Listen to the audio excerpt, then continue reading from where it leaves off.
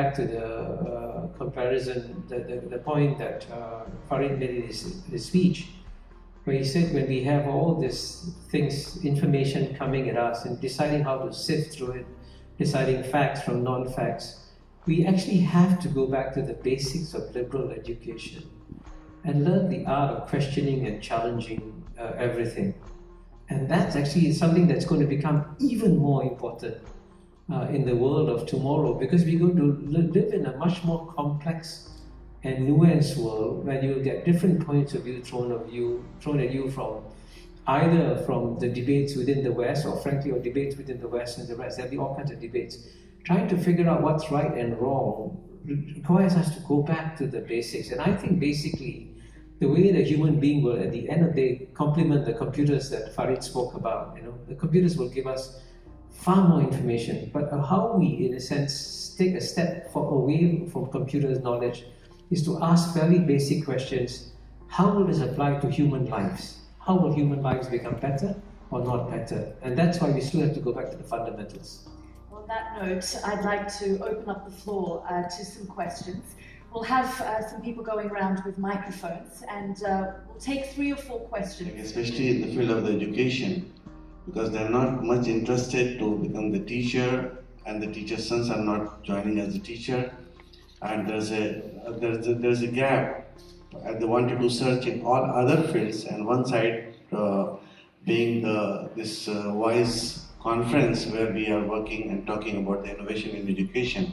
So there's a gap between this inspiration in the young people to join for the education field as a teacher. Okay, thank you very much. Lots of questions about young people. I might just bring it back to the panel. So we're hearing a lot of questions there about how young people can grapple with understanding what's going on online. So Farid, do you think that this digitally native generation are actually digitally naive? I think that's very well put. I think that young people are incredibly naive about the nature of the world. They access it now in sound bites, in tweets. Obviously, tweets are not being used just by young people. There's a certain 71-year-old man who's using it a great deal. But in general, there is an inherent superficiality to all this. One of the problems, I say this to my kids all the time, is you can graze all these little headlines and tweets and blog posts that you like. At the end of the day, the way you develop real knowledge about a subject still remains that you have to go deep, still remains that you have to actually read books, still remains that you have to talk to experts, you have to travel to countries. Somehow magically the human brain is not becoming very smart because you're reading tweets. We haven't, the brain hasn't sort of been rewired in that way. And so all you do is you put yourself at a competitive disadvantage if you don't handle these things. I think this is one of the great challenges we face. And look, I don't mean this in a way to suggest that I'm in any way, putting down young people or anything like that. I think about myself. I grew up in India with no television. Television came to India about 1975. I was 10 years old. One channel, black and white. They would show documentaries about the glories of Indian agriculture, which meant nobody watched. Okay, there was one Bollywood movie on Sunday nights, and we would watch that. I read voraciously because that was what you could do. If I had a supercomputer in my pocket called an iPhone that could stream all the entertainment in the world, all the movies, all the television shows, I don't think I would have read that much, but I don't think I would have had the career that I have, So I don't know where that takes you, but I think at some level, children are going to have to learn something that maybe I didn't have to learn as much, which was discipline, intellectual discipline, the ability to say no, right? I mean, the world I grew up in, there was no choice. If I went to a store, you could buy one thing. The world my children are growing up in, it is exactly the opposite. The problem is a kind of explosion of choice, an explosion of options, an explosion of opportunity. And part of education has to be teaching them how to turn things off, how to shut things down, how to focus, how to concentrate. Those weren't things you had to do as much in the 1960s and 70s, but you do today. And Kishore, do you have something to add to that, including a response to that question about the differences between the West and Asia, how they access information, and why perhaps in the West they're far more pessimistic than Asia? Well, I think, by the way, like, I'm much older than Farid.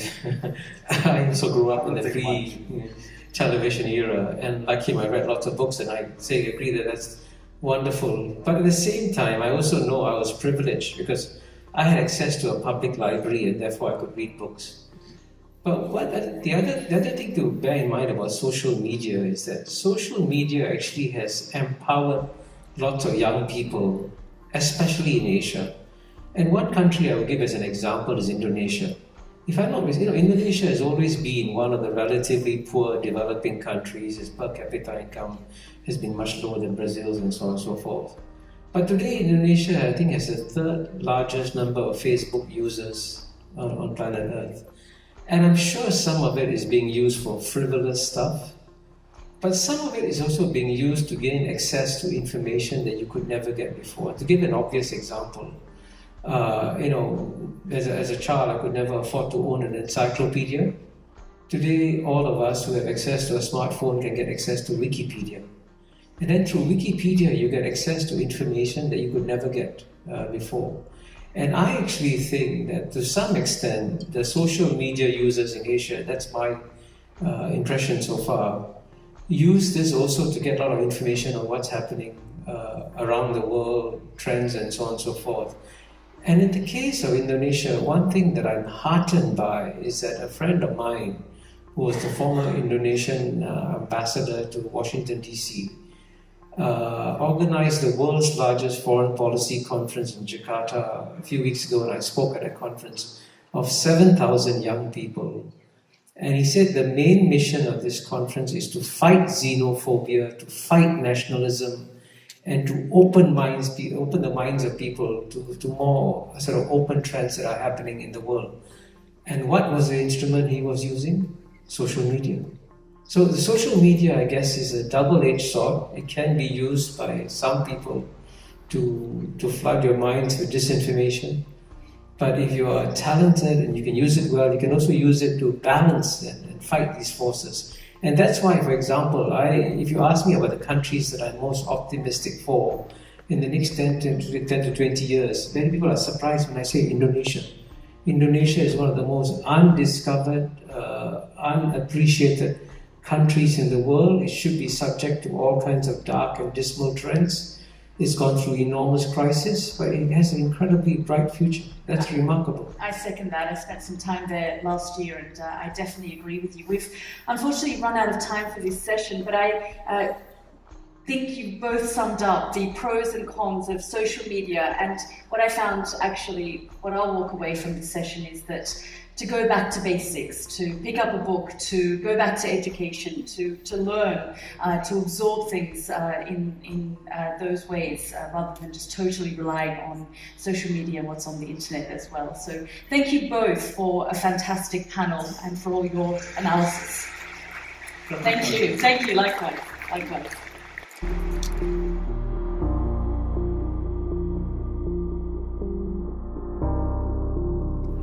Hello, my name is Louis Omolayo Adekola and I'm from Nigeria. I'm here attending the World Innovation Summit for Education here in Doha, Qatar. And I just want to say that I've been really blown away by the incredible things happening here in Qatar. Basically because of the amazing work that the Qatar Foundation is doing. I've seen the Education City, I've heard a lot about it, and I know it's really amazing. And what this country has done is to provide a platform for people to learn and to grow and to appreciate education even more. And apart from that, it has even served as an inspiration to other countries around the world to make them see the importance of education, because right now education is the way to go, and that's the solution to the global challenges and the key that can unlock the future that we really want. So I really want to commend the Qatar Foundation and of course this country for the amazing work they're doing.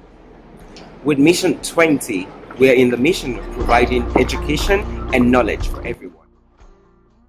What do you think, Gavi? Why don't you tell us also a little bit about your background and how you ended up being a social entrepreneur? Well, I used to be corporate social relationship manager in a transnational company in Venezuela. And I was really worried about the increasing of the violence in my country. And I had that feeling that all the strategies that the government and the enterprise and everybody was using was very similar, and they don't have effect in the communities because the violence was going on and on, especially with the young people. And I know my husband, he is a visual artist, and he was working with children in a school. And one of the things I see is all this, the teachers send him the most violent children in the school. Go to the art, go to the classroom with the teacher of art. Every problem was solved in the art class. And I say, this is interesting. I was studying my master because I'm also an academic. And I talked with my mentor and I say, you know, I want to understand which is the relationship between arts and violence and what happens when you use arts to decrease violence. And I start research in those areas and I found a very interesting, not only arts, as visual arts or music or theater, was very useful to decrease violence. Also the creative thinking, the possibility of innovate, to do the thing in different way, were very useful in processes like disarm or peace building in so many countries in the world. And I start to create a program and I go for the company and I say, I want to do this program in a community. And the company answered me, we can make it. Because this is a lot of commitment. It's a long-term process. And we are a company, you know, we can't do that kind of commitment with a community. And I say, okay, I'm going to do what a perfectly reasonable people do. I resign, I quit with a 3-month-old baby and with a husband without work because he quit Creative Foundation too. And we start to learn how to be social entrepreneurs. And at the beginning, when we started to work in community, we used to work only with children and young people. And the children and young people became amazing, you know, they changed and they know how to work with others, make team building, problem solving, was very creative, but doesn't work. After 2 years working in the communities, we realized if we don't work with parents, this kind of programs never going to work. Because the children go back to home and the violence was there waiting for them, you know? And the parents are, especially in Latin America, are very useful to use violence to teach children, you know? You have to be like very severe and you have to punish them in order to make a better person. That is a cultural belief. And we start to work with parents. And we think it used to be very difficult, and it wasn't. The parents were very engaged in the programs. And we said, well, now we have to include the teachers because the next step must be the schools. You know, it's very rational thinking. And when we try to do it, it doesn't work. Because the teachers don't want to work with artists. What do you know about education? I am the teacher. I know what I have to do in my school. You don't know anything about education. And I said, like, wow, okay, maybe I need to study education. And we do that. We start to study education, and we start to understand how the system works. And after 6 years, we can really co-create with the schools. But at the beginning, the resistance was very, very high. The biggest need in education today seems to be for disruptive thinking. Gone are the days when we could actually get away with teaching children things in the same old traditional manner that we are used to. Today here at WISE, there's so much of discussion going on regarding innovative ways of teaching children, bringing in innovation and artificial intelligence and virtual reality into the field of education. Today, we need to be focusing on what is it that the children are more comfortable with, because there are no bad students. There are only teachers who are unable to bring out the best from these children. Let's work together in this world of disruptive era, bringing about disruptive changes in the field of education. Let's change the face of education. Let's change the future. So I just came from the Voice Conference. Now I'm in my office, really pumped up, learned a lot actually from the, not only from the topics which were covered in seminars and workshops and panel discussions, but from the stories which I actually had an opportunity to hear directly from the people who are making an impact on the ground through their mission in promoting education for underprivileged, for different segments they have taken. There are people who have taken niche in from the society in providing education, and not only and I've actually met few people who are doing amazing stuff, not only in the villages and the countries which are underdeveloped, but the developing countries and developed countries that have taken up the initiative of providing education to the niche of the segment where it is very hard for them to get educated. And I met a lot of brothers from Africa, and they're Africans and working on the ground. And we know that the winner of the Voice Prize for 2017 was won by Dr. Patrick. He studied in the US and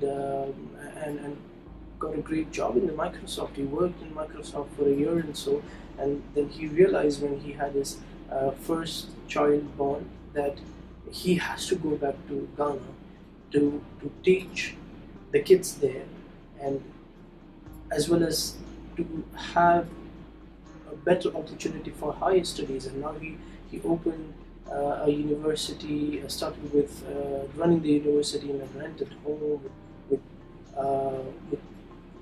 nearly 30 students or so, and then now they have 900 plus students. There are people who graduated, and a lot of students, a lot of graduates actually chose to stay back in the community, in the country, to teach and to promote the same mission Dr. Patrick has come with all the way from US, leaving that high-profile job with all the comforts in life. And then there are a lot of students from the African region who go to Ghana, who go to this university, and they're really getting benefited. Apart from that, my experience in the Voice Conference was really very effective, because we just started our first startup in Mission20 called Mission20 Knowledge. Since we started, we did changes in our offerings. We did a lot of research and surveys, talk to people with who have knowledge about this kind of knowledge-based economy setup and these kind of offerings, that is non-formal education offerings, where we spoke to people over the weeks. And this particular conference really helped me to understand what exactly the non-formal education can look like, and also gave me an opportunity to talk to people whom we can potentially partner to provide these kind of education, non-formal education, which is complementing the formal education in the schools and the universities. We partner with them, we bring them to Doha and do different kind of workshops and programs in the school, and few are there for the university level students and all those. It did really help me a lot in understanding a lot of things, and that is going to help us to work on our offerings of Mission20 Knowledge, which is a very basic stage startup. And the other good thing was that I got to meet a lot of my old friends, few I traveled with through Reach Out to Asia, to different countries. Now Reach Out to Asia is under Education Above All Foundation, which is headed by Her Highness Sheikh Amuza bint Nasser. And I met them, I traveled with them to different countries back in my college days. and even the students, few of the students I've met, and they're doing great. And another great thing what happened was I did not only network with the people who came as foreign delegates, but I met people who are doing amazing things on the ground in Qatar, have resources or need resources. The reason why I say these meetings were so important, the people who are staying here, because they're doing amazing work. What just is needed is to work in synergy, is to work together on different fronts. So that is one of the amazing things which happened. And not only the organization, I met with individuals who are passionate about doing something which we have been doing over the years. And the best thing that could happen is to partner, is to work together, because in the field of social responsibility, we are not competing with each other. If we compete, we have to compete in a very positive way, do better than each other, and taking up different part of the societies to help. If not, then we join hands, work in synergy, to provide a better solution and to come up with a bigger impact. So that's what the social responsibility is all about. So I am really thankful that I got accepted by the WISE to attend this conference. As I said, met really high-profile people, along with the people who wants to make an impact, and I'm really thankful. So as I took away a lot of things from this conference, I'm certain that I'm going to apply this in Mission20 Knowledge, Mission20 Foundation, and the mission which I'm carrying forward. Another thing which I mentioned to a lot of people was the clothing brand which I'm actually working on, which is going to be up and running soon. It has been much delayed project, and the social responsibility which is connected with the clothing brand is focusing on refugees and homeless in the field of education, shelter, food, and clothing. So we're not going to do all of the four causes at once, but we're going to take annual causes or cause for 2 years, something like this, so that we can actually focus on stuff, make it happen, and have support from corporate organizations for that. And then I could also meet organizations which are working on the ground in African regions, in India, in Pakistan, in Indonesia, in Philippines as well. So we thought of possible partnerships, down the line, if we want to take youth from Doha to experience a different part of the world, and help the kids there, and most importantly understand the blessings which we have in this part of the world, with everything available at our comfort, and thanking for that, thanking the Almighty for all the gifts we have, and understanding the need for giving back, because majority of the people, we have seen the stats today, how many people are being refugees on a daily basis, and the number is going to increase as we move forward. It's not decreasing because of the mentality of some of the world leaders who happen to be leaders, who happen to be the heroes, but they are not at all setting any good example. They are the reasons, their policies are the reasons for the chaos we are seeing, and as well as extremists. I'm not only blaming the politicians and the leaders, but the extremists, and going back in understanding the roots where the terrorism or the extremism starts. We have to understand the politicians and the world leaders have played a role in feeding these fungus, in feeding these culprits of the society, which is really stopping the human development.